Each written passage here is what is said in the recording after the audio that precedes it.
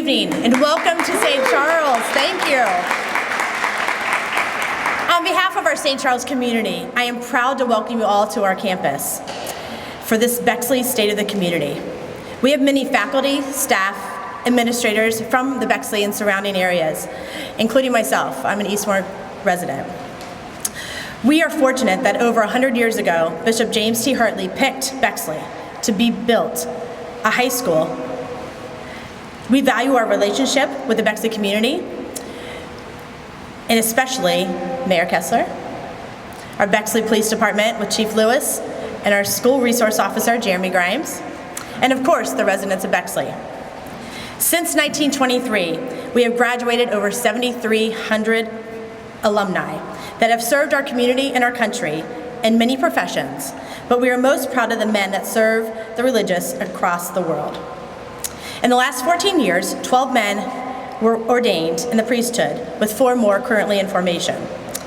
Our alumni not only include priests, but champions in business, top-tier medical and science professionals, professional and Olympic athletes, world-renowned musicians and composers, graduates of the military academies, in addition to 2 Rhodes Scholars.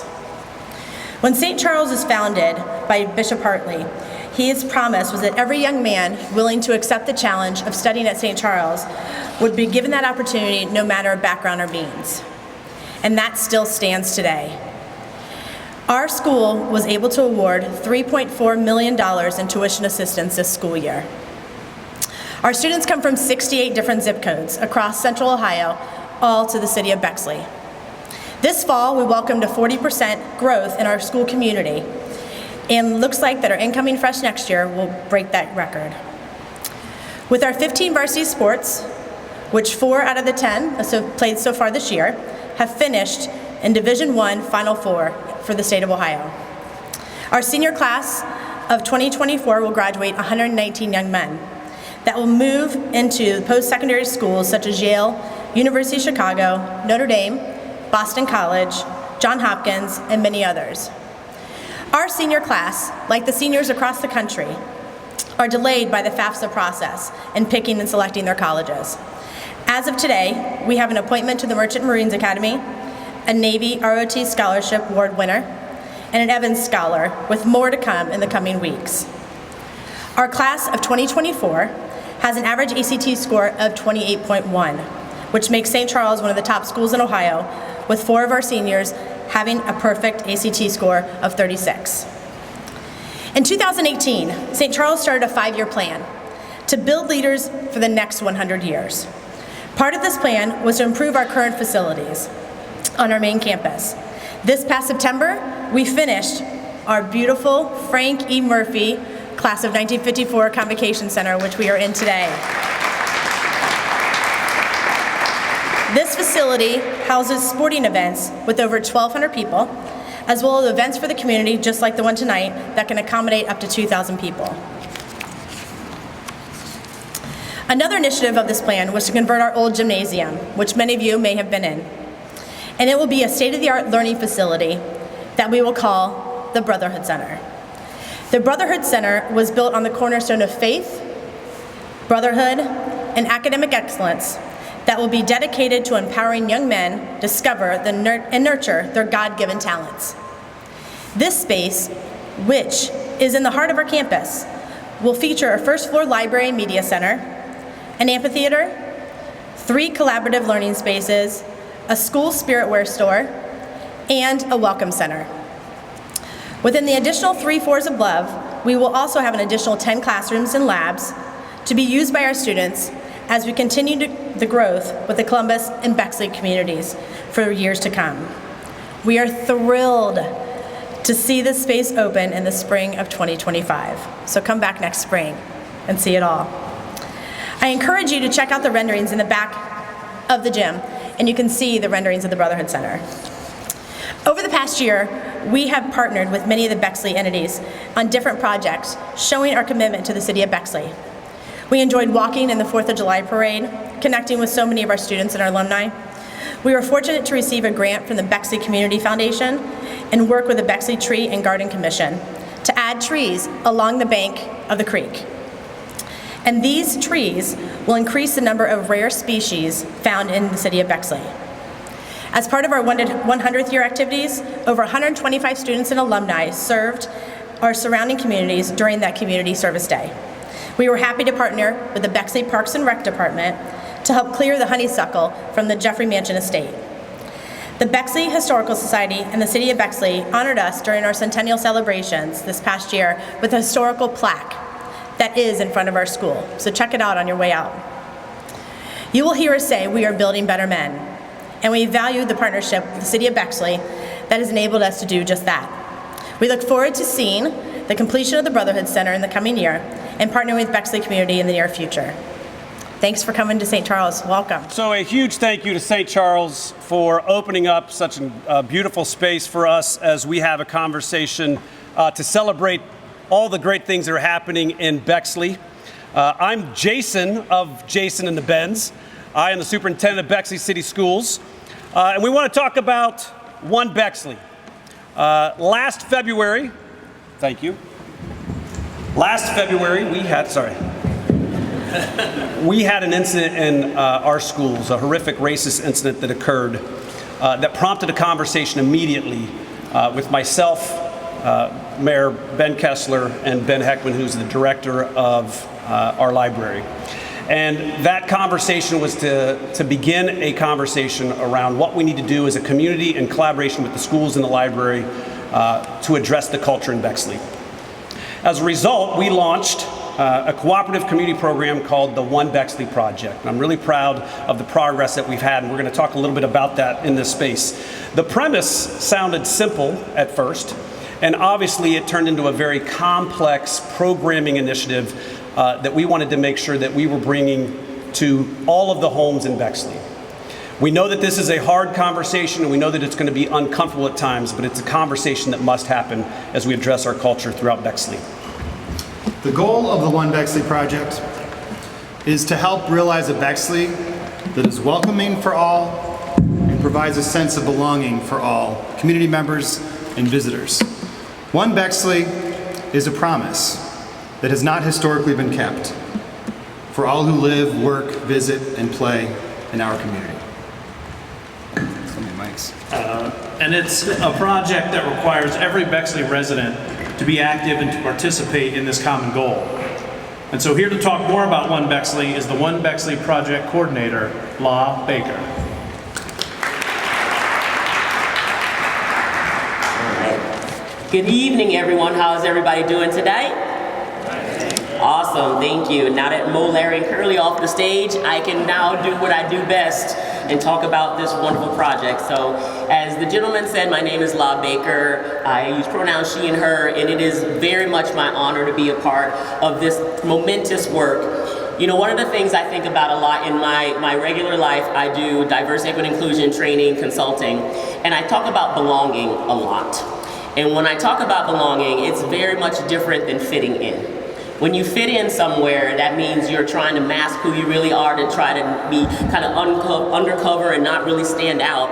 But when you belong, you celebrate all of the uniqueness that you bring to the table. It's all of your perspectives, your skills, your background, your culture, all those things. And so what I've been tasked with is how do we create this next rendition of Bexley that is a place of belonging for everyone, regardless of their backgrounds, their persuasions, or their identity. So I'm very excited to be working on this, and I can tell you right now, while I'm the project coordinator, I am merely one person who is going to be a part of this. All of you as Bexley residents and legislators and business folks and visitors have a huge part in this. We're going to be sharing stories with each other, we're going to be celebrating life with each other, and we're also going to have some hard conversations. Because there are going to be times when somebody doesn't feel like they belong here. So what we need to do as a community is rise up together and remove those barriers so that when we invite them to come in, there's no reason for them to not address and accept that invitation.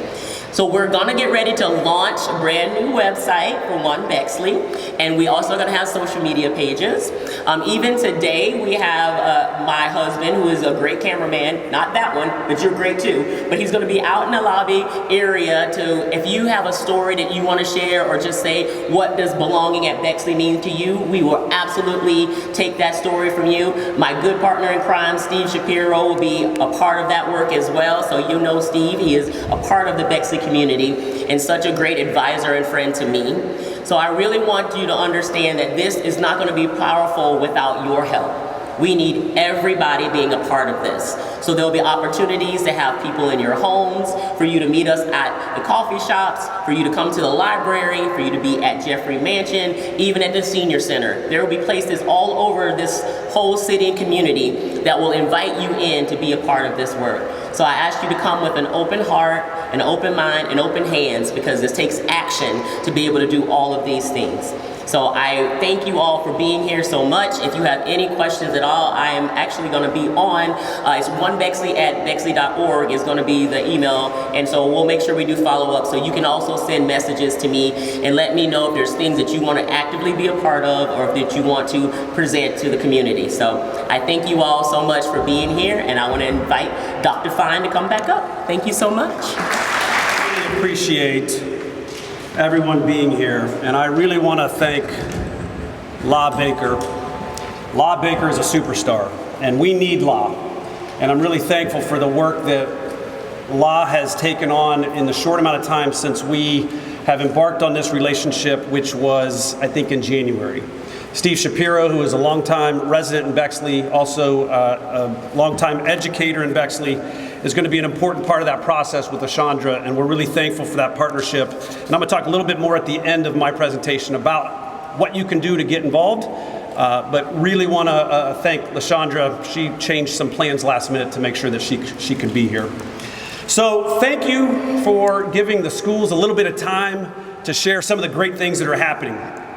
I am Jason Fine, Superintendent, and I have the absolute pleasure to be the superintendent. It's an absolute honor to serve the community of Bexley. One of the greatest things about Bexley is the people. We're going to talk a little bit about the people and what makes this place so special, and lots of work that's happening in and throughout Bexley. But you can't start Superintendency 101.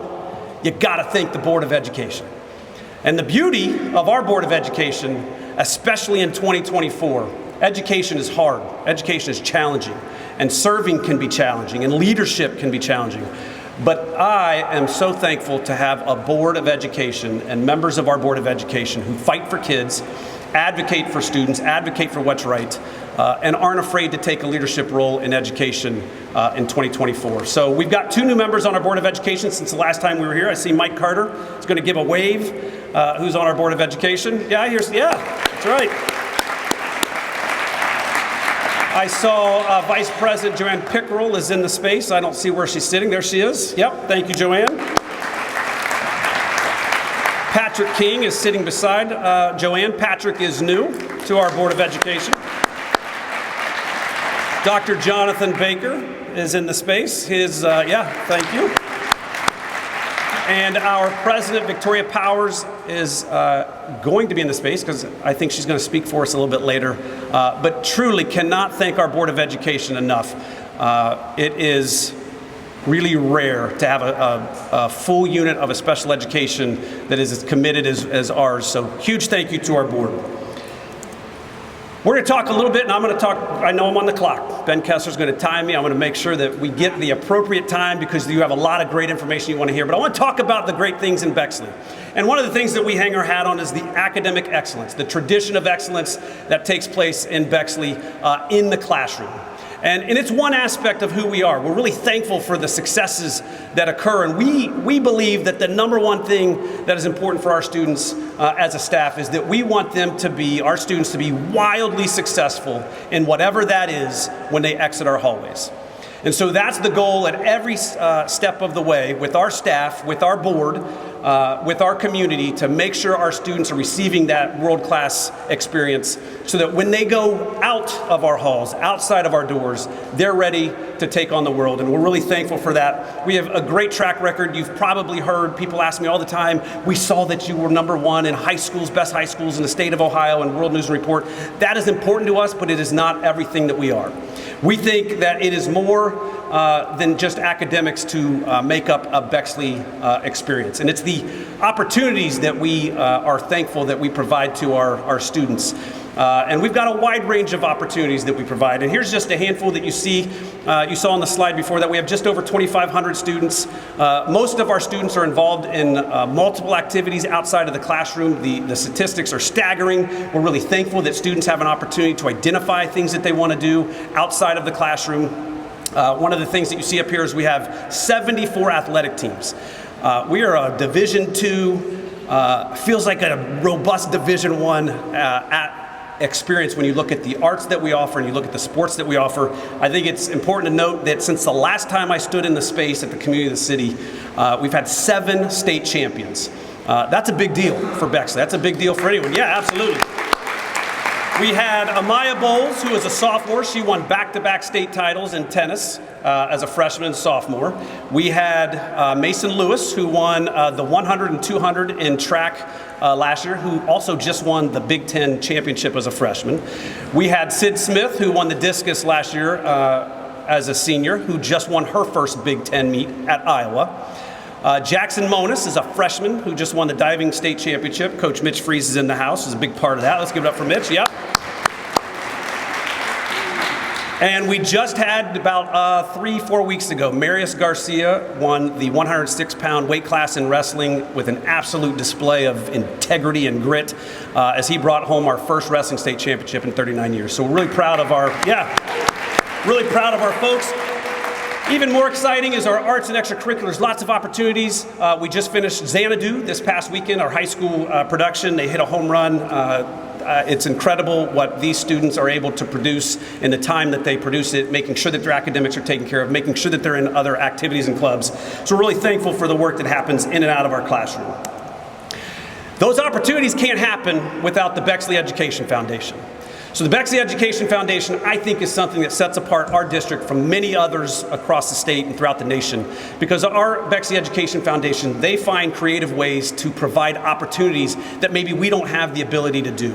And you can see on the board, they are celebrating their 40th anniversary. The executive director, Pam Glasgow, is in the space, I believe so. Pam, there's Pam. So we're really thankful for Pam and the work of the BEF. Yep, thank you. Celebrating 40 years, one of the things that we did to acknowledge 40 years is the BEF raised funds to make sure that every one of our elementary students were able to attend the zoo. You can see that they have raised over $8 million in grants and services and funds for our community over those 40 years. That is quite impressive. They also were integral in making sure that we had a one-to-one initiative when COVID hit. We needed to make sure that students could learn whether they were in the space or out of the space, access for all, and that doesn't happen without our Bexley Education Foundation. They are collaborating constantly with our community foundation and other really important stakeholders and organizations throughout the community. And we're just so thankful for the work of Pam and the Bexley Education Foundation for the opportunities that they provide to our students. And they just had Bravo, which was a huge event. We were supposed to promote Bravo, but this got bumped. So next year we want to see you at Bravo. I want to talk briefly about some of the things. We've had a lot of changes since the last time we spoke. I stood in front of you. A year ago, I talked to you about a strategic planning process, and I'm really proud of the process that we ran with our strategic plan. This was a robust process. We had over 3,000 data points ranging from students, staff members, community members. We reached out to alumni. We heard from our Board of Education, we heard from our community that said we want a strategic plan that is that has two things that we focus on. One, we want to make sure it is not a cookie cutter experience. We don't want to get on a website and look at someone else's in Central Ohio strategic plan and have Bexley's look remotely like that. We want it to be unique to Bexley, and we're really proud that we have created just that. We also heard from the community that we wanted it to be a community-driven strategic plan, not driven by the superintendent, not driven by the board, not driven by specific louder voices, but a community-driven process. And we're really thankful for those who came forward, and we're really proud of the work that we've done. I want to talk a little bit about it. one of the first things that we did through that process was look at our mission statement. The mission is what makes up our DNA in Bexley. And I'm really proud of the fact that this came out loud and clear right out of the gates. And the DNA, it's who we are, it's who we must be, it's our non-negotiables. And if you look up at our mission, it's learn with curiosity, demonstrate kindness, and embrace equity. Those are the things that we must do at all stages. It is the foundation of who we are. From there, with our community engagement, involvement, we came up with our values. This further describes our DNA. And these are the values that we default to when we're making really challenging decisions. We have to ask ourselves questions about our values. And I talk to our staff and I talk to our students about the values that we hang our hat on. And I always tell folks that it's 2 E's, 2 I's, 2 R's, and a W. Equity, empathy, integrity, inclusion, responsibility, respect, and well-being. Those are the things that we must lay our foundation on as we make our decisions. If you take your mission and you take your values and you follow those in everything that you do, then it gives you the ability to live your vision. And so that's not just in our classrooms. That is in all facets of our community. That's in our locker rooms. That's in our hallways. That's on the stage. That's in the art wing. That's in classrooms. That's in the community. If you live your mission and you live your values, then we create spaces where our students can be creative, where culturally responsive and relevant teaching is happening in our classrooms, where there's a joy and an ethic of care that's happening. We want to make sure that our students are flourishing, and that happens if you live your mission and values every day. So we're really proud of the vision that came from a lot of conversations as a community. From there, we went into beyond the mission, vision, and values, and we went into what is it that we want to make sure our goals and objectives are as a district. And these came out loud and clear right as we started moving into conversations about what is it that we want for a Bexley learner. And 4 themes emerged right away, right out of the gates as we were talking mission, vision, values. 4 themes emerged: diversity, equity, inclusion, culture, teaching and learning, and facilities. And we had subcommittees that were working on each one of these as we broke into our subcommittees. And we learned early that our diversity, equity, and inclusion group felt that there was so much overlap in between our DEI group with the other 3 of culture, teaching and learning, and facilities that we felt that we didn't want to disband the group, but we wanted to make sure that the DEI, the diversity, equity, and inclusion, became the map. Culture, teaching and learning, and facilities were spaces and locations on the map, while diversity, and equity, and inclusion is the map. And that's really important. If you go onto our website, you can look up our strategic plan and you'll see that it's color-coded. And all of our subcommittees came together to collaborate to identify where throughout each one of our objectives and goals our diversity, equity, and inclusion fits into the plan. So we're really proud of the work of those subcommittees and our community that was able to drive the focus of our strategic plan with regard to diversity, equity, and inclusion. The third piece, if you look on there, teaching and learning, culture, and facilities. I'm going to focus just a second on facilities. As you stand in a beautiful space, we too, as Bexley residents, are having really important conversations around what's possible as we take a look at our facilities. And just like with the strategic plan, we heard from our community that we wanted to have a robust, community-involved conversation around our facilities. So we have committed to doing just that. And we're really proud of the work that we really started in, the strategic plan was approved in May of 23 last year, and we immediately started the process. And we are about nearly a year into the process of digging into our facilities. We're thankful for those that have joined us, and we'll talk about how you can become involved, but you'll see that we're going through a 3-phase process. We just finished the assessment phase. The assessment phase is where we've taken a look at our current state of affairs in our buildings, and we're taking that information that's leading us now into phase 2, which is our options phase, and we're hoping that the community will join us at some meetings, which I'll share those dates and times here soon, so that you can help us process what those options might be. We know what our current affairs are. We want to see what's possible with regard to repairs, renovation, potentially rebuild. We'll talk about here in a minute. No decisions have been made. We don't know where we're going to go. We do know that the community is going to help drive us. And then the third piece is obviously our decisions phase. And we're hoping to have this wrapped up by November of next year as we go through a process and create some reports. So we want to make sure that you know that we need you. And the question is, why now? Well, one, the strategic plan identified it. The strategic plan identified the need to look at facilities. And that happened long before I arrived. You've been talking facilities in Bexley for a while. Why? Because our buildings on average, if you've been to any of our meetings, you know that our buildings on average are 84 years old. 84 years old is telling us that the life cycle of some things are starting to come up. And we've got a phenomenal operations team. They do such a great job that when you walk through our facilities, we may not see all the problems that we have. You can't see what's above the ceiling, you can't see what's below the floor, you can't see what's behind the walls. But we have issues that we've done a phenomenal job, our team has done a phenomenal job of making sure that our kids have a safe space that they're proud of to attend school every day, and our staff. But when you have 84 years on average, we start to have increasing costs. So one of the things that you've heard if you've attended any of our facilities meetings is that no decisions have been made.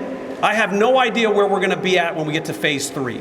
This options phase is really important. We're going to need you to be part of those conversations. But we also know that there's no zero cost option. And what that means is we have taken a look at our current affairs, and there are a lot of needs. Kyle Smith, our treasurer, who's going to speak here shortly, has done a phenomenal job working with our operations teams to identify where we are currently, what our plan is, or what our needs are in 0 to 5, 6 to 10, and 11 to 15 years. Those are the buckets that we're looking at to identify what we need to do as we move forward. And then obviously modern spaces for learning. Let me be clear. I'm in education. I got into education because I want to work with students and I want to work with people. It's about people. And we will always keep the main thing the main thing. And the main thing is the education of young people and the magic that happens in the classrooms. However, you have to make sure that the facilities can encourage and support and make our students feel safe, loved, cared for, and be proud of. So although we're talking buildings, don't ever let anyone tell you that the main thing isn't the education of students, but it does matter that we take a look at what the facilities do in terms of the impact of educating our young people. So that's an important piece that I always want to make sure that we get in there. A couple of things before I bring Kyle Smith up that we want to make sure, the third thing that our Board of Education committed to, and that's being transparent. So anyone at any time can go to our website. Carol Taylor is our public information officer. She is an absolute superstar. She's done a phenomenal job of capturing all of this information. You can watch any community engagement session that we've had. You can see any notes that we've had in terms of our building team meetings. You can get a calendar. You can subscribe to the calendar. We want you informed, because we feel as a community we're going to be in a much better space with the involvement of our community driving this process. So please, if you head to bexleyschools.org, you'll be able to see upcoming dates that we hope you'll consider joining. I see several of our folks that are on our building teams that have been attending our community engagement sessions. There's also an open feedback form. So you're just too busy, you can't get there, but you've been in our buildings and you have some thoughts. There is a form on the front page of our website. It's on the banner, and it allows you to provide any feedback that is regarding really anything, but most are dialed in on the facilities right now. So that's always there, accessible for you. That comes directly to us and our architectural team to make sure that we address those things. And then obviously the last piece, there's videos of all of our community engagement sessions. We have committed to doing 12. Hopefully you've been receiving the mailings that we've put in to update you and to invite you. Please refer to those, but all of those things can be found on our website. I'm going to introduce the real magician of the district, Kyle Smith. I've asked Kyle to come and give a few thoughts and share a little bit of information as it pertains to the finances of our district. And Kyle Smith is an absolute superstar. We are really lucky and fortunate to have somebody like Kyle Smith that is making sure that we are good stewards of the community's money and taxpayer money. He is unique. Most treasurers, one, wouldn't come here and have this type of conversation. But two, Kyle does a phenomenal job of understanding what students need and what a community needs. So I'm really thankful that Kyle's joined us tonight. He's going to share a little bit of insight into the finances, and then I'll sneak back up and yield my time. But really just want to give you a quick update. Dr. Fine's out in the community with your students and parents, and I'm usually in the office plugging away and putting the bills out to to get things moving behind the scenes. But you can see this is kind of where the time frame is, and we're kind of at a decision point as a district coming up, and I'll talk about that here in a second. But we are in a fiscal year of a July 1 to June 30th. We're in this moment of we've pretty much collected all of our tax revenues for the year. So we're going to live off of that for the next couple of months until property tax bills start rolling again in July. But we are in budget season right now. We have continued conversations for about 2 months leading up into our July 1st year. But like I said, we're at this decision point. Typical schools like Bexley or Bexley-like districts have a revenue issue or circumstance where revenues relatively remain flat because of House Bill 920, which essentially says when the district passes a levy, they cannot get additional revenues on that. I know there's some exceptions, and I can happily talk about those unique exceptions because one-to-one, or it may look a little different for you, but in general, school districts do not receive additional revenue from the state, in Bexley's case, and otherwise. But expenditures continuously increase. That's true for us personally, but it's also true as a school district. So we're seeing the orange line here is our cash balance. So we see a declining cash balance, and we will have negative cash in 26-27. The district has a cash balance policy that within the first 4 years of the 5-year forecast, if that cash balance drops below 70 days, we're to have an evaluation, financial evaluation, and we did that. So that recommendation, as Dr. Fine kind of alluded to, we just completed a strategic plan process. In no point in that process did I hear Bexley schools do less, spend less, do more, add more. But with a typical school funding cycle, if a school district would pass a levy, they have a boost in revenues. As increased pressures on inflation and wages increase, that dwindles the cash balance. So that's what you're seeing here. And then we're at this decision point. We've been able to delay the decision point for a couple of years for various reasons. COVID money, income tax has done better than projected. So what's next? Where are we in this decision point? At the April board meeting, we talked about options, revenue options for the district, just definitional, no simulations or scenarios. The Finance Advisory Council or Committee is going to be meeting next week to put numbers to paper, to weigh different financial options. In May, there'll be a board meeting that will discuss those options potentially, or what we'll call a resolution for the board to consider. We'll need to pass a second resolution in June, and then ultimate filing deadlines in July. Again, finance guy really brings it home, doesn't he? But thank you. Carol Taylor's done a great job of our website. We're continuously updating that with more financial information to try to keep you abreast of what's going on to where most of your taxes go. I don't think we're lost on that. We understand that we not only hold the most precious assets of the district, our students, your children, but also your tax money, and we try to do the best that we can with that. Thank you.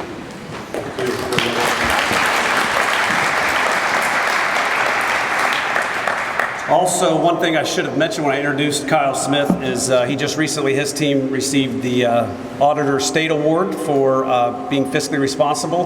That is only awarded to less than 6% of all entities, so that is a huge, I think, compliment to the work that's done as a district.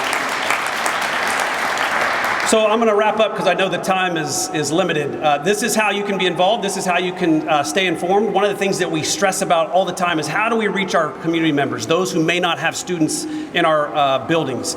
If you subscribe to our newsletter, you can find this off the website. You've seen some mailings. We're trying to keep the community engaged, but we really value our entire community. It's not just those who are sending students to us. We want to make sure that you're informed. You can always reach out and stay connected. And I want to end with one more piece of One Bexley. You heard me talk about the strategic plan, and you heard me talk about the facilities plan and how robust we've been in terms of community engagement. That's exactly the plan that we need for One Bexley. One Bexley will not work. It will not be successful if we do not bring the community together. That is students, that is staff, that is community members, that is alumni. This is a challenging conversation. There were incidents that occurred long before February. There have been incidences since February, and incidences will continue to happen. That is why it is important that we have conversations that will make us very uncomfortable. But I'm really thankful for the work of La and Steve and our two Bens and the community. And I urge you to stay connected. We have lots of information that we're going to share. We've got a system that we're going to start kicking off to make sure that you know how to be informed. But it's a really important initiative. It's a critical initiative, and I'm really thankful for the collaboration across the city. So a huge thank you for giving the schools a little bit of time. I know we went a little long, but it's exciting. Great stuff happening. I want to hand it over to the legend. In fact, he has his own day named after him. Brian Drury is going to come up. We are thankful for the partnership with Brian Drury as well. He's going to share an update on the Bexley Commerce. Thank you. Give it up for Brian Drury. Wow, that's a great hype, man. Thank you, Jason. My name is Brian Drury, and it's my pleasure as Executive Director of the Bexley Chamber of Commerce to talk about the Chamber, which some people go, what's the Chamber about? Well, hopefully we'll have a little conversation about the Chamber and what we're doing. I've been blessed to have a great board. I see one of my board members up here. He's front and center. He wants a prize, Mike Davis. And also my Chamber coordinator, Maria Martin. They've been able to make the Chamber relevant in the community so that people understand, hey, what is the Chamber doing and how is it going forward? Next slide. To provide a little history of the Chamber, it was founded in 1986 by a group of business leaders. And their goal was to make Bexley a benchmark community. Oh, is it done? Okay, they told me I had to say move forward, so now. Late breaking news. I wish somebody would have told me that, but that's okay. And this group wanted to support the community to make Bexley a special place to live and work. Their vision turned into the current Bexley Area Chamber of Commerce. All right, we'll check to see if this works. Wonderful. Our chamber has 3 pillars to success. The first is finance, and we actively recruit people in the Bexley area to have a solid collection of business clients to meet the consumer demand. So one of the things I do, which I really didn't want to do, but I have to do with this job, I go out to the Bexley Buzz and see, hey, what's going on? I need a plumber. I've got a plumber for you. I need a roofer. I got one of those. I need real estate. I have a lot of real estate agents for you. But more importantly, I've vetted those people. I know them. They're my friends, they're neighbors, and I know they will do a great job. And that's the difference between somebody going, hey, this is my cousin, I think he's good. This is my neighbor, I think they're all right. But that's what the chamber provides. Operationally, we've installed new systems to make our automation, so making it quicker, faster, easier to work with the chamber. And finance. Our budget's based on memberships, sponsors, and events. Shameless plug, October 14th, here at St. Charles Taste of Bexley. Please come out.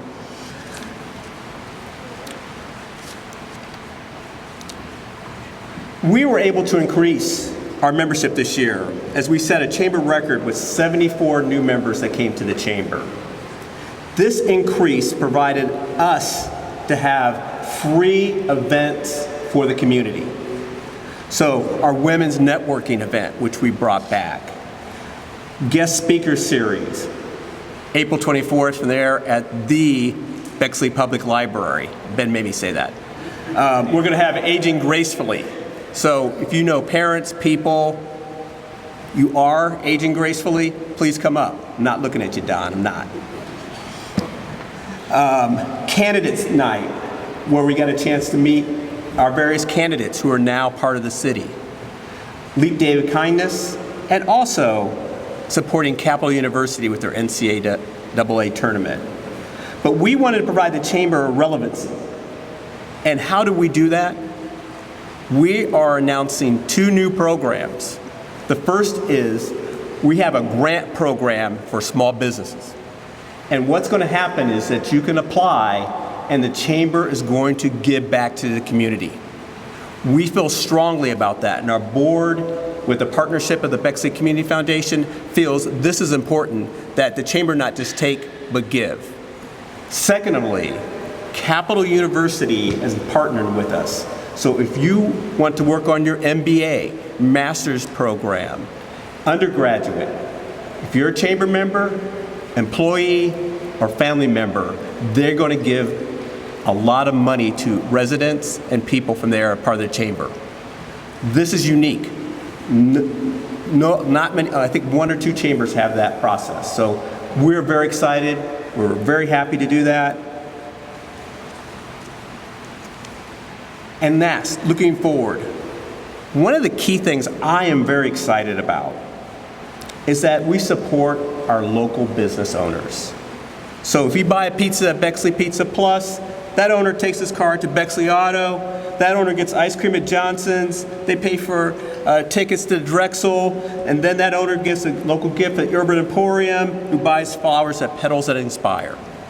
Just some of the businesses that we do, because we want to keep the money locally. Because why is that important, you might say, Brian? It's because those owners are our friends and neighbors. And guess what they do? They take care of their kids and they send them to camps. They support our nonprofit organizations. So when you're thinking about, should I get that person out of Cincinnati to come up to do my house? I guess so, maybe they're good. But you have so many businesses that are here in Bexley, and they're our friends and neighbors. How do we support them? So our goal is to support the people and community and the chamber people who are about this. So, your friends and neighbors, how do we support them? And that's where the chamber comes in.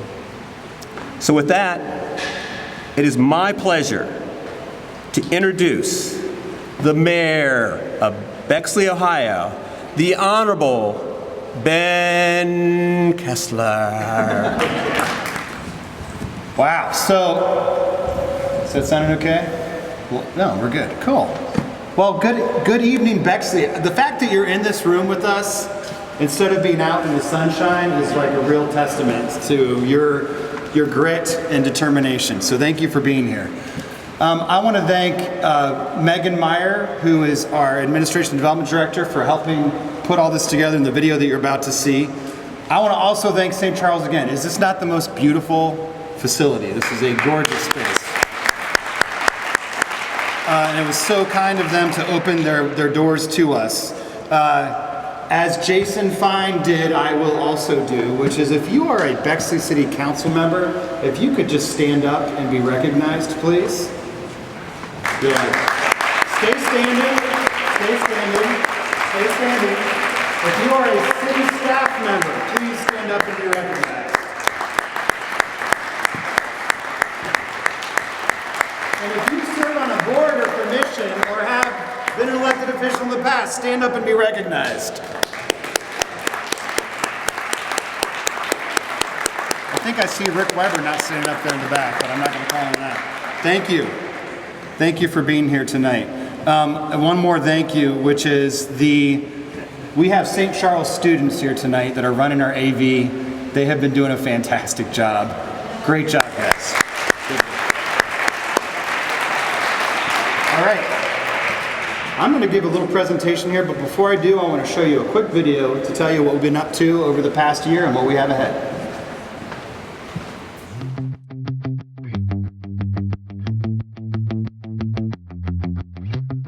Bexley is a community that thinks globally and acts locally. This means as the world changes, as we face the challenges of our times, we face them together as a community. We take bold, meaningful steps in addressing those challenges at the local level, often leading the way in the region and the state. So let's look back at how 2023 was a landmark year for the Bexley community.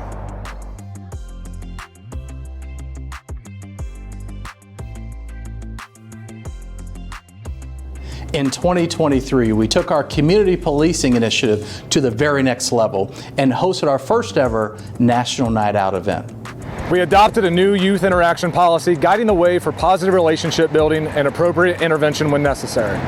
Heart Safe Bexley has created a culture of action amongst community members to save lives when there's an issue of cardiac arrest in the community. Since launching on October 1st, we've provided free CPR and AED training to over 300 community members. Last year, we continued our efforts around Project Taillight, helping to remove barriers for our community members to replace the simple but very effective motor safety component. We started regular business checks to proactively foster relationships and to better understand the safety concerns of our small businesses.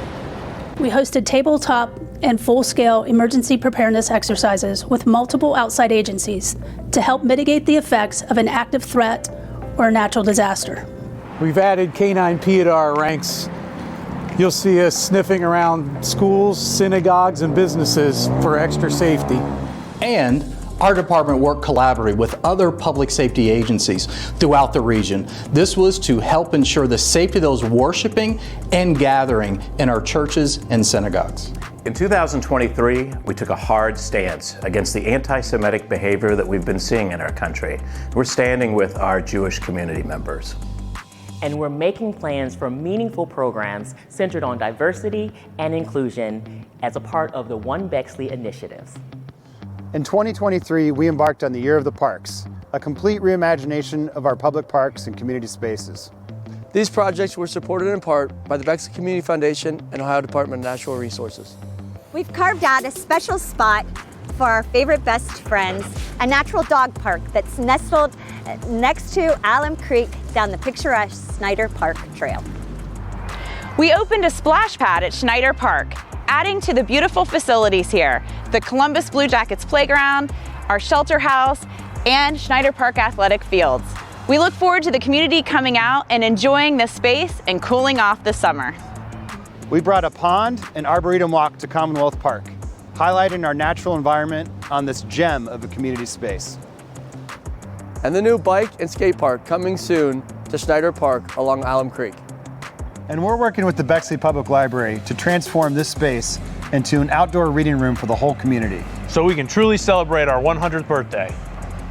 But wait, there's more. This year we will be finalizing plans for Commonwealth Park. We will be designing a new pedestrian and bike bridge over Alum Creek at Snyder Park and installing Alley of the Future. In 2023, we made huge strides in sustainability by implementing universal recycling. And by saving our residents hundreds of thousands of dollars on their energy bills with our new green energy aggregation program. We celebrated the 10th anniversary of the accreditation of Bexley as the first municipal arboretum in the United States. Isn't that tremendous? We received our Soul Smart Gold designation, reflecting our commitment to helping Bexley go solar. Others are taking notice of our efforts. We were recognized by the Ohio EPA with their Gold Encouraging Environmental Excellence Award. In 2023, we began the process of revisiting our land use strategy and sections of our zoning code to promote thoughtful redevelopment that will set Bexley up for our next 100 years of success. We're working together to foster a diverse business community and to bring energy to key commercial corridors, while also ensuring that as we renovate and expand our single-family homes, these developments are in line with our newly updated residential design guidelines. We're working with our various board and commissions to ensure that as projects come forward to the city, we consider multiple points of view to help make the best project possible. And we're keeping affordability in mind as we recognize that there can be harsh economic barriers to becoming and staying a Bexley resident, and that we have a role to play in addressing the regional housing crisis. In 2023, we made changes to improve the safety of our neighborhood corridors, installing traffic calming measures such as these mostly loved medians behind me here on Drexel. And as our underground infrastructure ages and weather patterns change, we're planning for meaningful upgrades and maintenance to our water and sewer systems. As we plan for the future of our community, we remain committed to maintaining the city's financial health and transparency. The city has one of the highest debt ratings available and a healthy cash reserve and investment portfolio, all memorializing our city's strong financial condition. While we're doing all of that, we're still making time to have fun celebrating our community. From the most inviting neighborhoods that you can imagine, to fabulous park programming, to signature gatherings supported by the Bexley Community Foundation, like the 4th of July, main event, Jazz in the Park, and Labor Day Block Party. To Jeffrey Mansion Preschool and the events like the Halloween Bash, Bexley truly is a special place to live, work, and raise a family. And in keeping with our strategic plan, we'll be launching several new planning processes this year to guide future development. These include new commercial design guidelines and a public art and placemaking plan. And just like every year, it feels like we're just getting started. Here's what's next in 2024. One Bexley programs and events. More colorful Adirondack chairs. Bike boulevards. Bexley Mural Fest on Main Street. More trees, fewer mulch volcanoes. A climate action and sustainability plan. Better software for better service. The skate park opening. Completing the final sidewalk connections on Charles Street. More opportunities for public engagement. 1 million block parties. CALIA accreditation. That is the national standard for law enforcement agencies. Electric car infrastructure. Taste of Bexley. The Jeffrey Park strategy. Wrapping up our land use strategy 2.0. A thriving senior center. And a centennial celebration fitting for our library. We can't wait to work with you on these initiatives and more in the year ahead.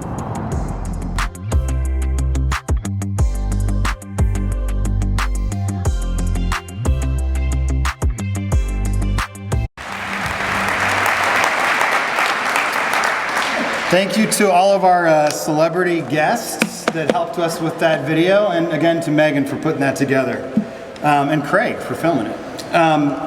So I want to take a moment and ask you to picture the Bexley of the future.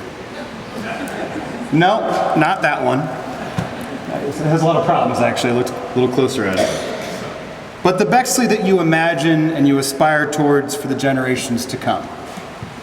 Survey upon survey of Bexley residents tells us that our community envisions a Bexley that is harmonious with its classic strengths, like walkable streetscapes, safe homes, safe streets, traffic calming infrastructure, access to lifelong learning opportunities for kids of all ages, from 1 to 100, leafy, shaded sidewalks, and intentional, immersive green space. Events and activities that build community, bring us together, and enrich and educate. And a Bexley that is evolving to more perfectly capture our aspirations for the future. A Bexley that's open to all, has opportunity for all, from education to housing to employment to enjoyment, connecting all parts of our community and investing throughout our community. A Bexley that has vibrant and growing commercial corridors that serve as neighborhood centers and places of energy, connection, and community.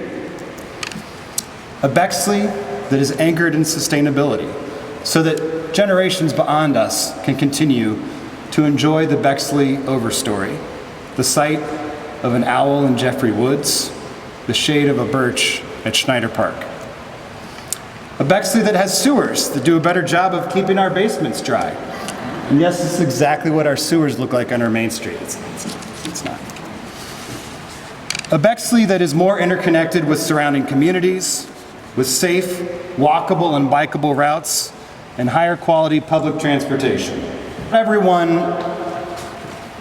necessarily wants to see our community evolve in these ways. But the data is clear that the majority of our community does. It's a consensus-built vision, and rallying around it will bring a stronger community for Bexley's next 116 years. And by the way, I want to call out the scoreboard up here for St. Charles. 1908 is the clock time, that's when we were founded. 1923 is when St. Charles was founded. I like that, that was fun, come on. Tonight, I want to talk about some of the things that we have done and are doing this year to drive this vision forward. As was said in the video, we'll be launching a public art and placemaking planning process. We're doubling down on creating new opportunities for businesses and residents and future residents on Main Street, in North Cassidy, and the Livingston Avenue corridors. We're working to build a bike and pedestrian bridge across Alum Creek at Schneider Park, funded in large part by grants from the State of Ohio Capital Fund, the Ohio Department of Natural Resources, and of course, our very beloved Bexley Community Foundation. We're working to create a skate park along the same trail at Schneider Park that connects the South Community Gardens, the splash pad in the playground, the athletic fields, the Robert Frost Birch Walk, which has just opened, the Bexley Natural Dog Park, and the Schneider River Trail, connecting them all to Main Street. And yes, every single one of those projects was funded with the generous support of the Bexley Community Foundation. Speaking of funding, last year we were awarded over $15 million by the federal government for a joint project with Columbus to realize the full vision of the joint Livingston Avenue plan.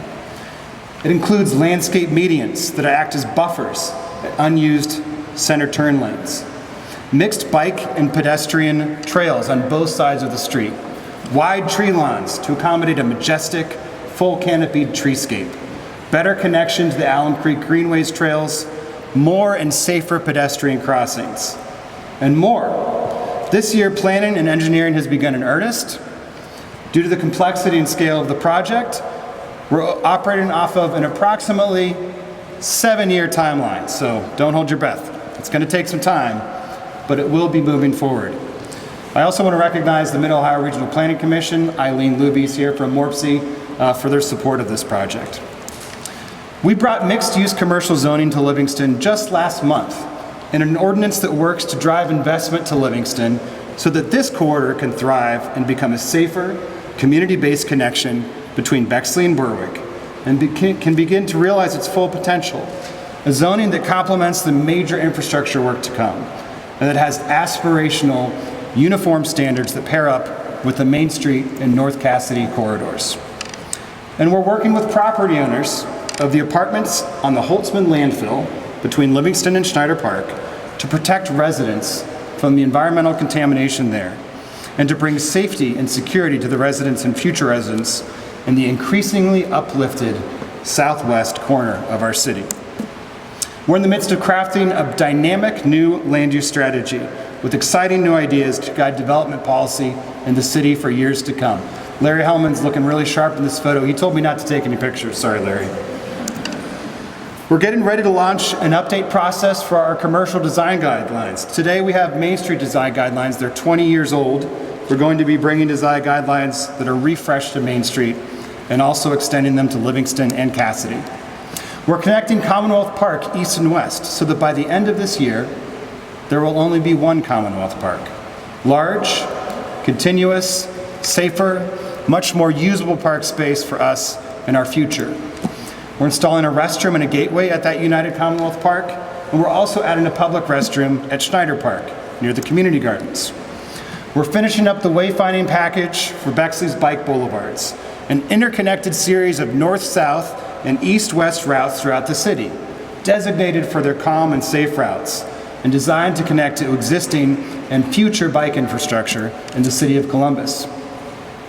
And as you've already heard, we're core partners in the One Bexley program.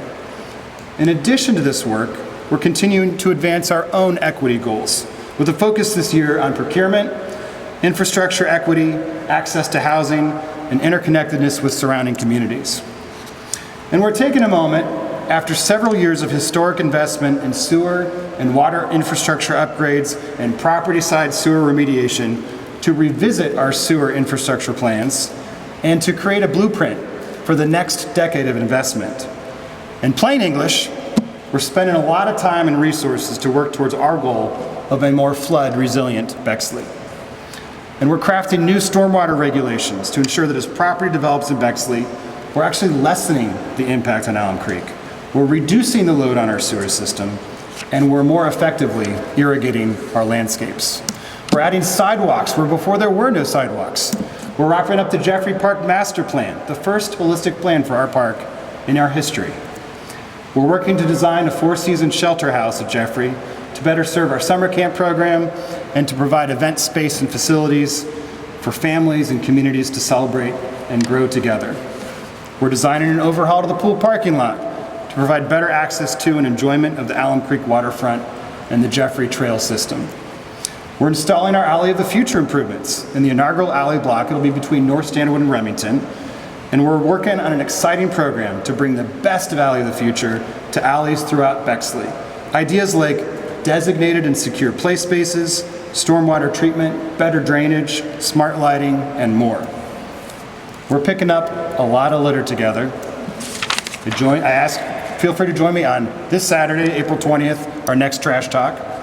We're working to finalize and adopt our first sustainability action plan to bring together all these initiatives and efforts that we have been working on to date and to create a vision and a standard for the years to come. We're expanding our city's EV fleet. We're working to encourage the phase out of highly polluting two-stroke landscape equipment and small engines,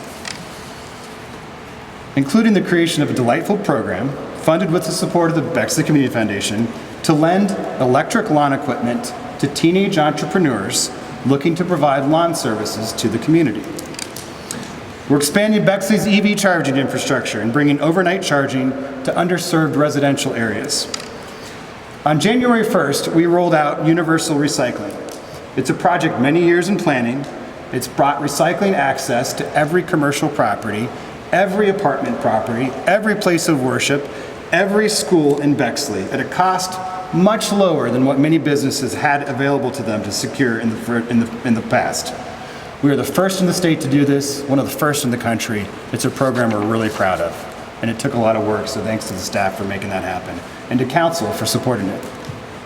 This year is our first year to be fully supplied by wind-sourced energy throughout more than 80% of the households and businesses that have opted in Bexley. Since September 23rd through the end of February, our community has saved over $600,000 off of AEP's face rate. The average household has saved over $200 through February. It's a remarkable program even without the savings, bringing wind renewable energy to our doors. But with the savings, take your family out to Giuseppe's to celebrate. We're planting more trees, and we're encouraging the planting of private trees to accomplish our goal of 40% canopy coverage by 2029. Last year, I am pleased to announce that through our Year of the Parks program, we planted 146 new trees in our community and our green spaces. That deserves a round of applause. There we go. We're working with council to craft a green building code to provide for simple, common sense standards and set the stage for more sustainable development in our future. But none of this is possible without a community that is safe for all. Here to talk about the year ahead at the Bexley Police Department is Chief Gary Lewis. So first and foremost, I want to thank my team that's here, Deputy Chief Goff, Lieutenant Kennefick, Officer Adams, I see Jeremy Grimes. Without their support from all the men and women at the Bexley Police Department, a lot of the things and initiatives that we have done would not have happened.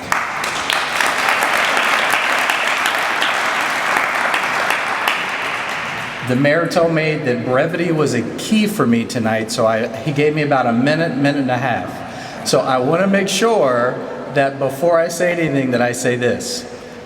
The Jason and Ben show. Mike Price, you and I need to get a show on the road this spring and summer and make it the Mike and Gary. All right, got that out of the way. So one of the things that we talked about when I first took over the role was how do we create a strategic vision, a 3-year plan? And one of the very first things was creating a community liaison position. This position has been absolutely critical in connecting with our business communities, our schools, our churches, our synagogues. Just today, Channel 4 came out and did a story with us highlighting our efforts in meeting with all places of worship and specifically talking to them about emergency management, about active threats, about active shooters, and so we're getting a lot of attention based on that. So an absolute great job for Officer Adams, as well as the Books and Badges initiatives that he's doing.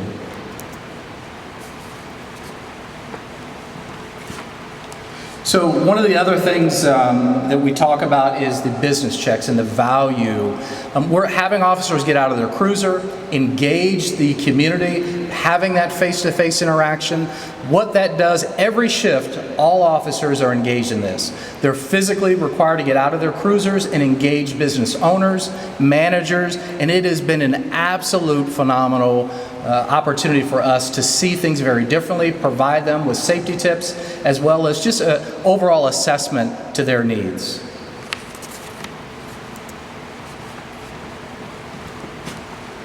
This was our first town hall that we did. After October 7th, we saw that there was a critical need to really focus on our Jewish community. We partnered with the FBI, the Joint Terrorism Task Force, the rabbis. We also partnered with Jewish Columbus and other partners to really focus on and share what are the efforts, the initiatives that we're doing. And we did that at all the synagogues. It became so popular from what we started in Bexley that other communities here in Central Ohio, to include Columbus Police, mirrored and copied that model, and then it's actually spread across the state. So that started here with a very deliberate, intentional act to make sure that our Jewish residents knew exactly what we were doing to help keep them safe. So part of that 3-year plan, and it aligns with that last slide, was how do we look at some best practices? And one of the vulnerable areas was that having 3 synagogues in a 2.5 square mile, seeing that we really didn't have a proactive initiative in managing and dealing with the potential if we had a bomb threat at one of our synagogues.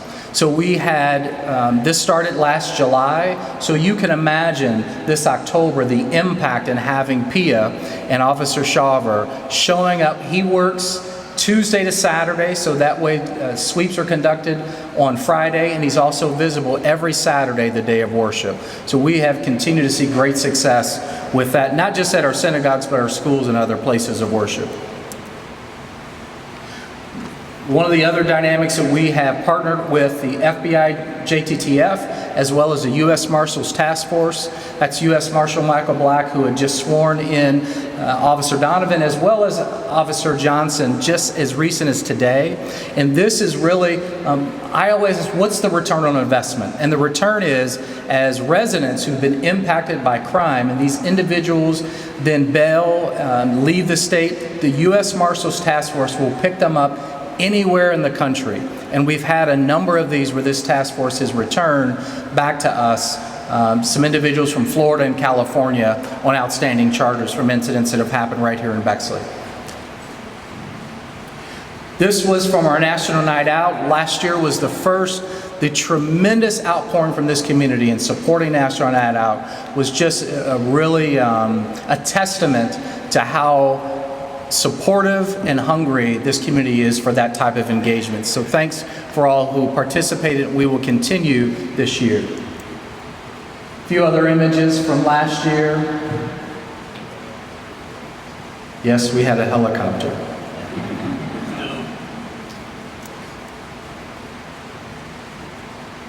The Bexley High School softball team had extended an invitation for us to come out and speak about safety. And we're really trying to take community policing to another level and engaging people and meeting them where they are. 2 things. I want to end on this. One, that on your brochure there is a copy of our annual report. You can use that QR code to download our annual report and to get that information. Secondly, I want to talk about, we're going to be doing some additional initiatives that include a Cops and Kid Day to focus on our youth, as well as the National Night Out, continue that process. But I want to share with you in the year and a half that I've been in this position, we are more diverse today than we were yesterday. I want to say that again. We are more diverse today than we were yesterday. The young men and young women that we are hiring look, act, and feel like the community in which they represent. And that is a testament to just changing how we've done business, being very deliberate, and people answering the call to do this profession. Thank you. Thank you, Chief Lewis. Now is the time that I tell you that you have been unwittingly subjected to a presentation of Bexley's newly updated strategic plan.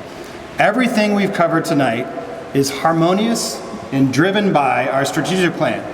The rectangles are all the different slides I walked you through. It's a document that incorporates recent planning efforts, drives the calendar for additional plans in the years to come, and clearly communicates the visions and sets of objectives that we're looking to continue to advance in the years to come. So good job, you guys. Oh, there's more. You can find this all online at bexley.org.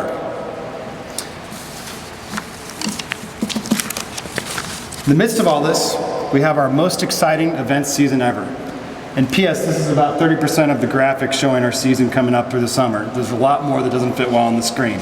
Starting this weekend at our Earth and Arbor Festival. It's celebration, not festival. Earth and Arbor celebration. We're bringing back community events that we all know and love, including the Cosi Science Fest, main events, Jazz is in the Park, the Smoke and Fire Festival, 4th of July. We're supporting Porch Fest and the Into the Woods Fest. We're partnering with Brewfest at our Labor Day block party on Main Street, the Harvest Fest, the Halloween Bash, the Christmas tree and menorah lightings. Our season sponsors are the Bexley Community Foundation, Raymond James Financial, and Ohio Heating and Cooling. But wait, there's more. New this year, the Bexley Mural Festival, coming to Main Street in August and September.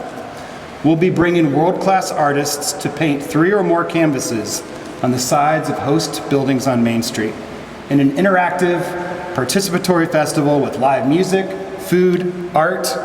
It's going to be amazing. And yes, it's funded, thanks in part, to the generous contributions of the Bexley Community Foundation. How do we do all this?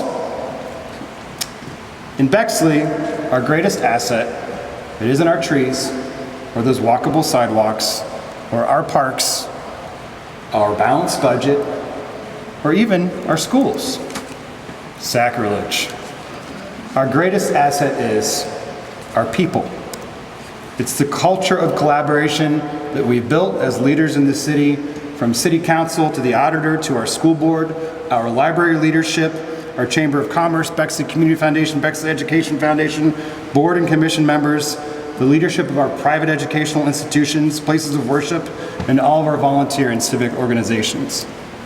And most importantly, it's the people who wake up every day and dedicate their professional lives to keeping our community safe, to plowing our streets, fixing our potholes, planting our trees, repairing water lines, expanding sewer capacity, ensuring the sustainability of our community for generations to come. They're keeping the trains running and the community sparkling. People like the 4 Bexley police officers that now live and work in Bexley, where their home is our home. Tonight, I want to introduce you to a few new faces on our leadership team. Meet Emily Buckley, our new Human Resources Coordinator, also a Bexley resident who's keeping us more organized and on track than ever. Say hello to our new Director of Administration and Development, Megan Meyer, who's holding a goat in this picture. She's helping more intentionally connect with our business community and drive new development for our future. And welcome to Carrie Martin, our new Finance Director, who's busy helping us recraft our finance function with stronger controls, more accessible financials, and lots of very entertaining personal anecdotes. And here I'm just covering new employees in our leadership team. Every day, employees throughout our departments give their all and provide exceptional service to our residents. Employees such as Brenton Austin in our service department, whose jovial smile and hard work ethic have caught the attention of many of our residents. Brenton's not alone. This room is filled with many other examples, and often the most quiet and humble servant is making the biggest difference. There's a lot to look forward to in 2024. Believe it or not, there's a lot to talk about that we haven't even touched the surface of. I'm so excited to be working alongside it with you. To keep apprised of what we're doing in a bite-sized dose of useful information, where you might find fun pictures like this, check out the Bexley Blast, our weekly email, and my 4 Things Friday, where I serve up some sometimes useful anecdotes. I'd like to introduce our next act. You may know them from the myriad of mentions they just received and the indescribably phenomenal work they do in our community. Every single day, here's a video update from the Bexley Community Foundation. Cue the video.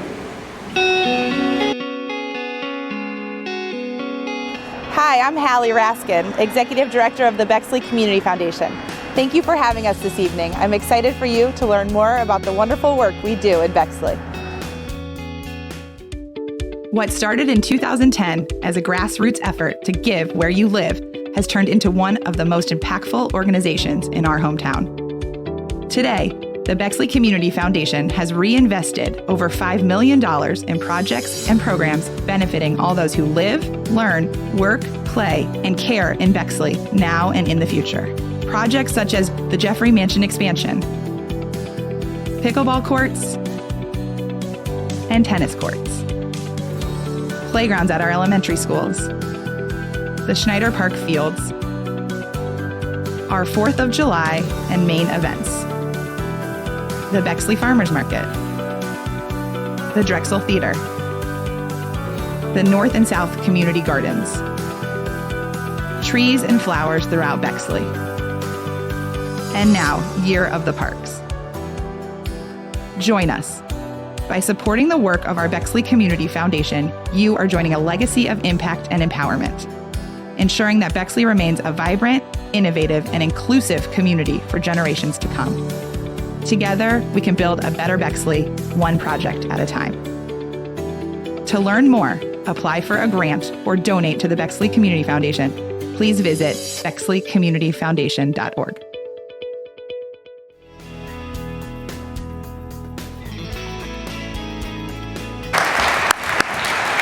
If you serve on the board of the Bexley Community Foundation, can you please stand to be recognized? I see you there. And Amy Giller-Stark is the chair.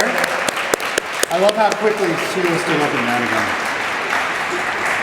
I also want to say, you know, we've been dealing with some fun tech this evening. I want to thank my assistant Natalie Votter, who has been a fantastic support to me in every single way. And that we're able to advance our slides because of her last minute coming. Thank you, Natalie. So here to talk about what the library has in store for 2024, its 100th year of service. Did I just give up the plot? Is this fine wearer of wool ribbon stockings, this perpetrator of historic reenactments, this tiki DJing, turntable steaming, lover of the Dewey Decimal System, propagator of the beige colored stacks, lender of board games, ukuleles, and fine art, the one and only Benjamin B. Heckman. Thanks for sticking around. Two things. I guess I need to thank my dad for naming me Ben. That's a thing. And then secondly, if you have come to this in the past, you know I've always started them off, so I'm not sure what I did to upset Jason or Ben to now be the last. But we'll try to keep it punching here. Okay, so let's jump over to, oh yeah, there it is. That's the good stuff. I want to thank everybody. I'd love to come and talk about our incredible library. We are a gem of this community, and as I learn every day, we are a gem of libraries across the country, which we'll get into a little bit here. So a new approach for tonight's thing here. Last year, we talked about the strategic plan. So a big thank you to everybody who contributed to the strategic plan, whether that was through a workshop or a survey. And so we just approved our strategic plan a few weeks ago. Like, we don't have that cool DNA-like stuff. We did it just at the library, but it's great. It's a great compliment. And so we're going to kind of highlight some of our strategic plan as we highlight what we worked on last year. So coming up first is our mission and vision. When I talked to all the staff about this, we had two things: trust and service. One thing we can control and one thing we can't.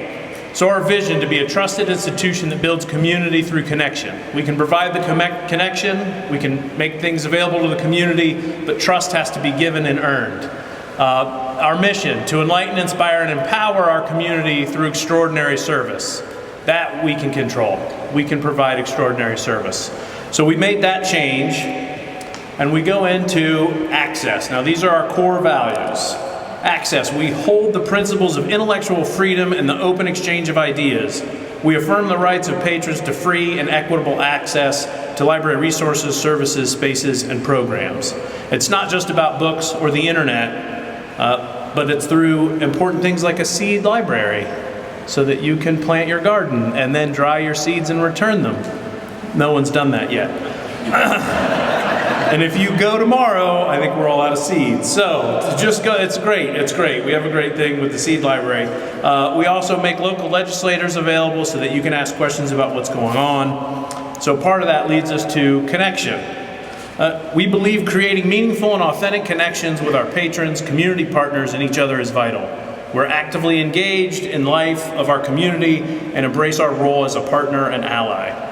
So bringing people together, like when Brian Drury called me and said, we think the weather's gonna rain, and then it didn't, for Juneteenth, and we had probably 300 and 400 people in the auditorium, which I'm grateful that we don't have a fire department in Bexley because we would have been in trouble, but we had a great event of, I should have said it in front of the mayor. It was a record, it was great. We had a great time, and I think it was a proud moment for the entire east side, not just Bexley. So with Juneteenth was great. Bringing other library professionals together, that's part of what we do. We're such a supported, loved library that we feel we should go and share what we have learned with other libraries and kind of set the trend for others. So there I am meeting Dr. Carla Hayden. She is the Librarian of Congress. That is like the head boss. And she's very small, but she was a delight. And she's the first public librarian to hold that position. There you go, fun fact. And then that leads us to empowerment. We provide a trusted space where people come to improve their quality of life. We believe connecting people to resources, services, experiences, and each other will lead to new opportunities for individuals and our community. So letting you ask questions of experts to better understand or make up your own mind about what's going on. Instead of having someone tell you what to think, read a book and figure out, or listen to an expert and make up your own mind on things is so important to us. So whether that's on the growth of Central Ohio or our now annual Supreme Court program, where we have an expert come and talk to you about all of the rulings from the Supreme Court that goes on in June. Innovation. We adapt to evolving technology and information landscapes, continuously improving library resources to remain relevant and valuable. We strive to be a leader in developing and delivering creative, bold, and high-quality information services and resources. So innovative ways to share programming like the BPL TV, which we're currently live on right now, streaming. That's right. Our partnership with Bexley Magazine to get out our information about what's going on at the library. Our partnership with the Bexley Historical Societies to celebrate our century homes. And of course, our innovative partnership with One Bexley, because we've yet to find a library who's working with their city and their schools so closely on a community-wide issue. A lot of great things to be proud of there. And then literacy. I love what we did with literacy. We foster literacy skills and provide trustworthy information.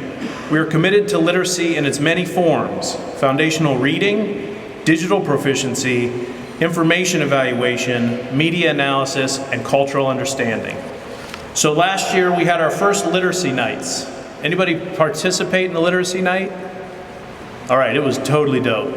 You guys missed out. We had the education PTOs for each of the schools come to the library. They did pizza. We had a fun scavenger hunt. We had 350 people come from Montrose. We had 400 people come from Maryland. And we had 450 people come from Cassingham. Now, for those of you keeping track, I guess Cassingham won. But we had a great time, and everybody got to learn about all the great things we have at the library. Number 8, service. We value compassionate, trustworthy, and knowledgeable service, aiming to meet the diverse needs of all patrons while maintaining a welcoming and supporting environment. Service first above all else. That hangs in my office. That's the foundation of everything that we do at the library, whether it's a notary appointment, whether it's home delivery, or whether it's outreach. It is at the heart of all that we do. And the staff takes that very seriously. Stewardship. Now I know a lot of people are like, oh yeah, you guys better be good with cash. And so we protect and steward our community's resources, collections, spaces, and privacy with honesty and integrity. We promote transparency, equity, and openness in all we do. So it's not just about taking care of taxpayer dollars, it's about being cautious and smart with resources. So we just when we go and buy things, we try to make sure that they're quality and they're going to last a long time. We try to think about those things. And let's also not forget, we're also stewarding the human record. Libraries are the place where we store the human record. So like our Bexley Digital Archive, this is all that we do. And so this is my next page. Now we're going to get into some fun accomplishments of 2023. You guys ready? The strategic plan we just went through, right? Pretty good? Yeah, okay, all right, that's fine. I know, I'm the last one. Oh, that's fine. We rocked out the seed library, the Bexley Century Home Initiative. We participated in the Heart Safe Bexley. We have AEDs for all the libraries, for all floors of the library. We had a great training. The last time I saw some of these officers, they were shooting blanks in the library. So I know about all that. So we had our active shooter training that was very good. It was very empowering of our staff. I thought it was going to be very nerve-wracking, and the staff felt very empowered. We're going to make some great safety changes as well. So thank you, Chief, for that. So we participated in the Heart Safe Bexley. Our AEDs will be up soon. And then I know when I come to this, you guys love like nerdy behind the curtain things that I share. So if you've ever tried to take a phone call in our basement, it wouldn't work very well. So we added a cell phone booster. That's right, yeah, that's right, that's great, clap it up. So now you can take the phone call down in the youth services area, you're welcome. That's our new tech guy, he's great. Okay, we're gonna hit some of the numbers, another great slide. We had over 150,000 people come and visit the library last year. That was over 500,000 electronic and physical checkouts, over 74,000 Wi-Fi and computer sessions, 320 personalized picks where you can fill out a form online, tell the librarians what you like, and instead of Amazon recommending a book, a real human that lives in your community will tell you what you should read next. Give it a look. We hosted 6,642 people in 1,500 meeting room reservations. People from all over, 600 youth programs, that's just under 14,000 attendees, 251 adult programs with just over 11,000 attendees, and 160 book librarian questions. So if you just got an e-reader and your son is a software engineer that lives in California, who personally thanked us for helping his father get, that happened to me the other day. I helped a guy with an e-reader. So you can book a librarian and ask any questions you want, and we'll work with you one-on-one. PLA 2024, this is very exciting stuff. Last week, 2 weeks ago, 7,500 librarians descended upon Columbus, Ohio. Did you even notice?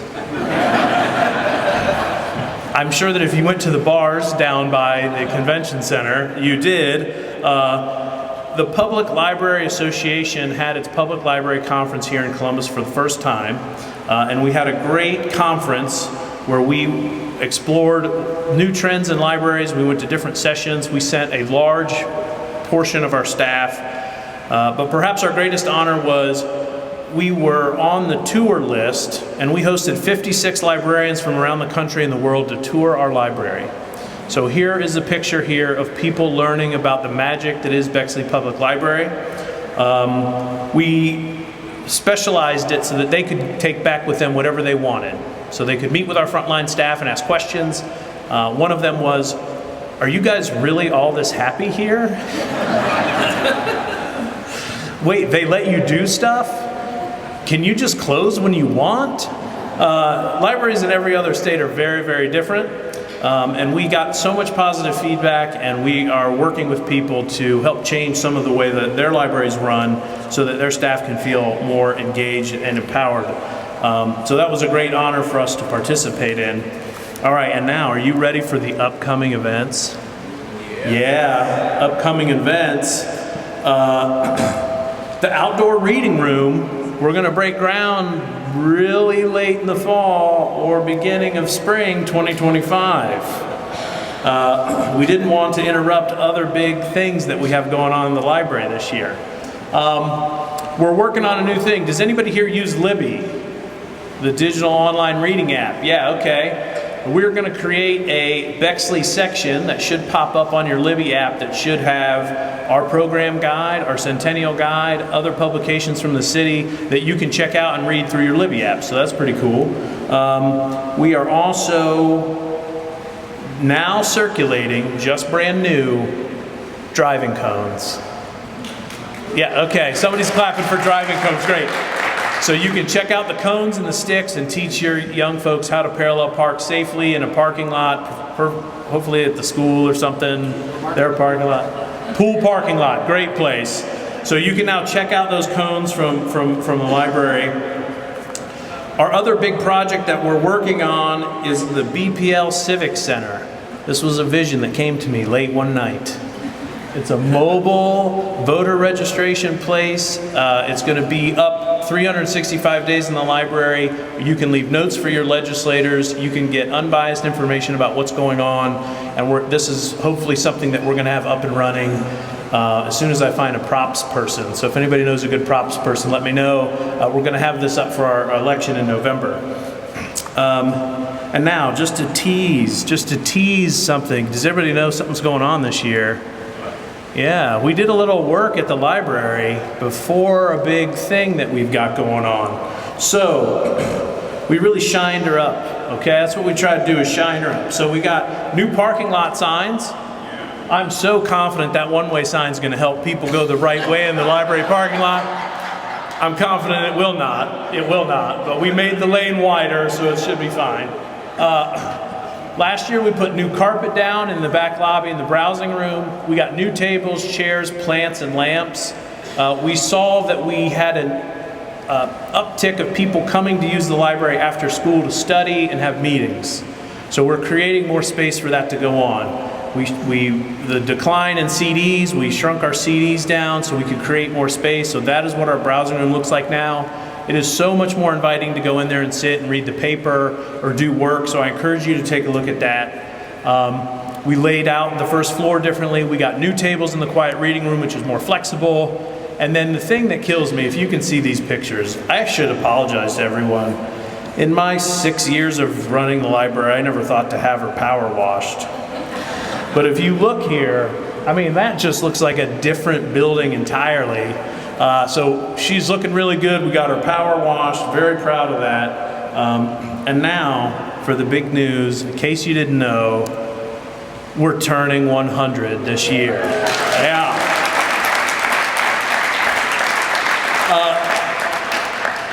The staff and I have been working for many, many months to get ready for our big kickoff. We have like 6 months planned of the year of great events, author talks, parties, a whole bunch of stuff to bring a whole bunch of celebratory fun to this.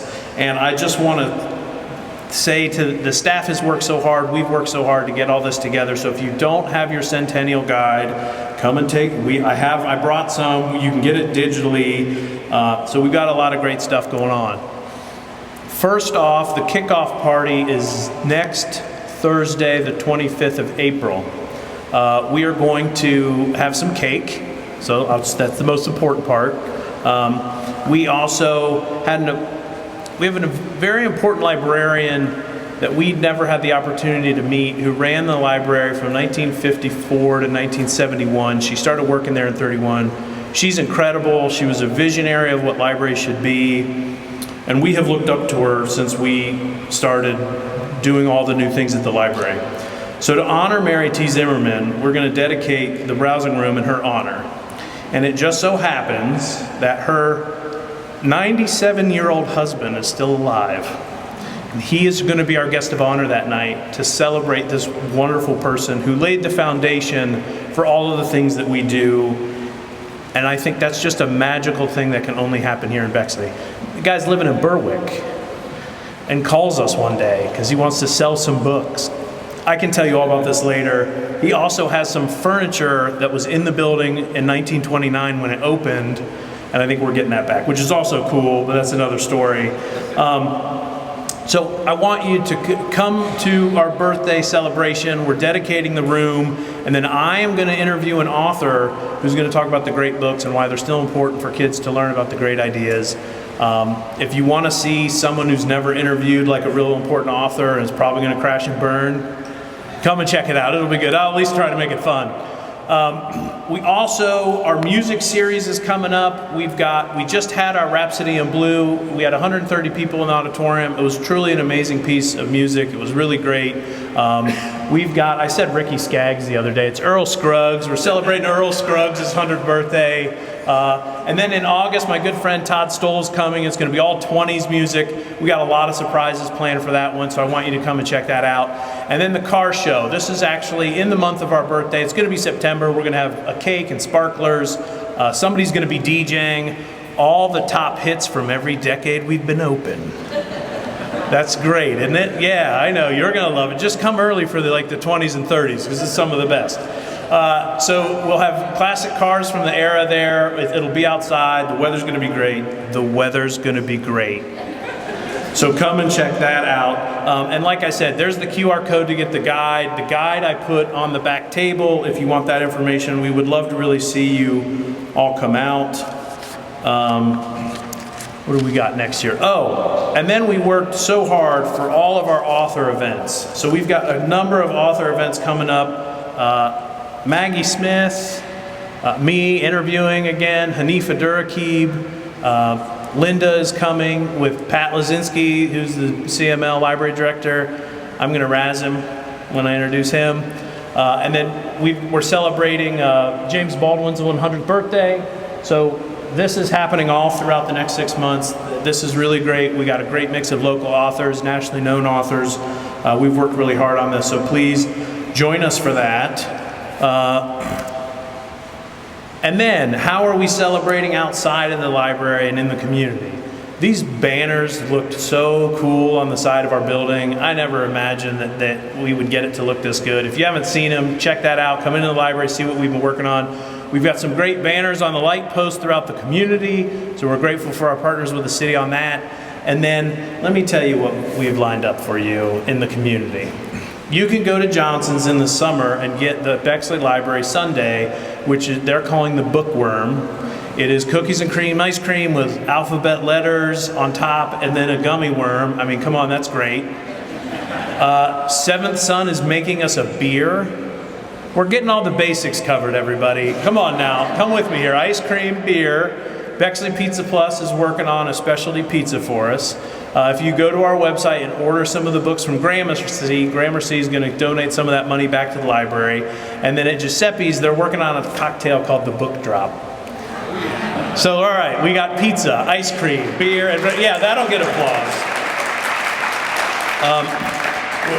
We're just so happy we can celebrate with our community partners, and they've been great to do that. So that should all be fun. Inside the building, because I know Larry Hellman's back there going, this is great, Ben, but where's the swag? The sweet, sweet library swag.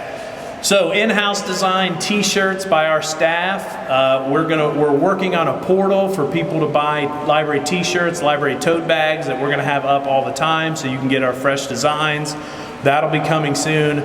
We have gold library cards that you'll be able to get. Very fun and sparkly. Yeah, that's right, Brian's excited. Gold library cards. We're also asking you to share your story about the library. You can email it, text it, record it, mail it, and we're collecting all of that on our website. If you go to our website, we've already got some people sharing their stories about the library. We are going to have buttons and bookmarks and drink koozies. We've got little branded library card holders for the back of your phone. Bracelets. It's all going to be a great time this summer.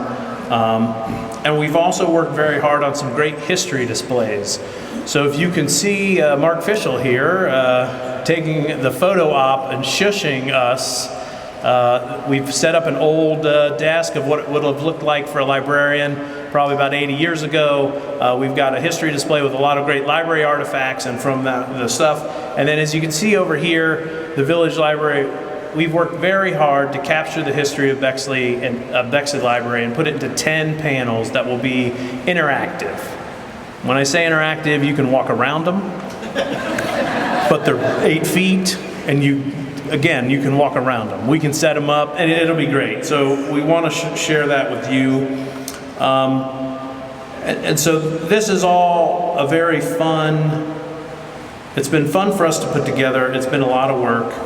And it's important for us that we kind of capture the incredible work that libraries do, not just our library, but all the libraries.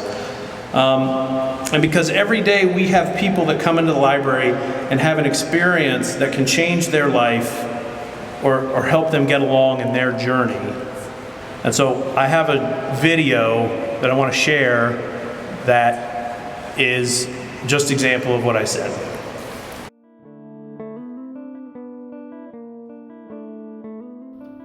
Hi everyone, I'm R.L. Stein. I grew up in Bexley. I spent a lot of time at the Bexley Public Library. When I was a kid, I read only comic books. I was a comic book freak. One day, my mom dropped me off at the library, and the librarian was waiting for me, and she said, "Bobby, I know you like comic books. I bet I have something else you would like." And she took me to a shelf of Ray Bradbury stories. And that changed my life. Ray Bradbury and that librarian turned me into a reader. I just want to say happy 100th birthday to the Bexley Public Library and happy 100 years of getting kids to read.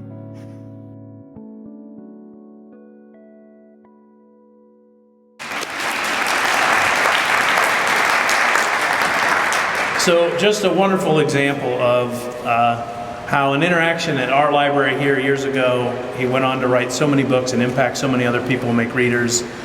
We love being your library. I love being your library director. You want to talk anything about libraries, let's meet up, let's talk about it. I want to thank you again for being here. And with that, I'm excited to introduce the Monique Lampe, City Council President, and Victoria Powers, the Board of Education Chair. Thank you, everybody, so much. I can't believe that I have to follow Ben Heckman as a speaker, who's amazing, but we're going to do our very best. I know everyone is ready to wrap it up, but I did just want to make a few closing remarks. First and foremost, I wanted to thank each of my fellow city council members. All 7 of your council members are here tonight. I know that Lorianne Feibel's here, Alex Silverman, Danny Hurley, Sam Marcelino, Troy Markham, Jessica Saad. We're also blessed to have several of our former city council members in attendance. I see Rick Weber, Richard Sharp, Mark Masser, John Offenberg, and a few others. Your city council members are selfless, dedicated, and passionate legislators. They are very open to your ideas. We make ourselves available in a variety of ways. Feel free to email us at citycouncil@bexley.org or stop us when you see us out in the community. Give us a call, and we're happy to discuss any ideas that you have for the city, as we are always willing to listen to you. I also wanted to thank the many volunteers who serve on our boards and commissions. I think it's safe to say Bexley probably has at least 100 volunteers of folks who give their time without compensation.